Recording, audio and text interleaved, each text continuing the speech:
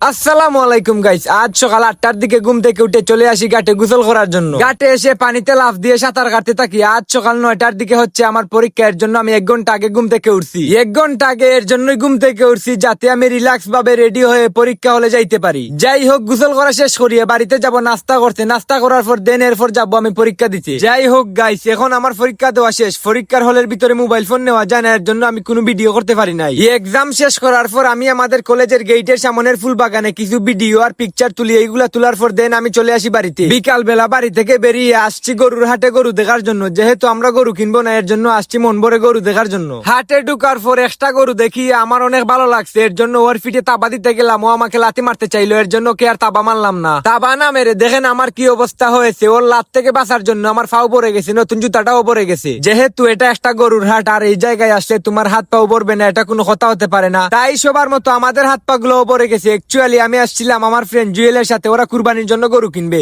এর জন্য ও আমাকে বলছিল ওর সাথে গরুর হাটে আসার জন্য। যাই হোক, এখন আমি যেই গরুটির মাথায় হাত দিয়ে হাতাইতাছি ওই গরুটা ওরা কিনে ফেলছে। কত দিয়ে কিনছে এটা বলবো না, জাস্ট বলবো গরুটা ওদের পছন্দ হয়েছে, এর জন্য ওরা কিনে ফেলছে। যাই হোক, গরুর হাটে অনেক সময় ঘোরাঘুরি করি। আস্তে আস্তে মাগরিবের আজান গনিয়ে আসছে, এর জন্য আমরা চলে আসি বাড়িতে। তো আজকের ভিডিও এখানে সমাপ্ত হয়ে গেল। ততক্ষণে আপনারা ভালো থাকবেন, সুস্থ থাকবেন। আল্লাহ হাফিজ।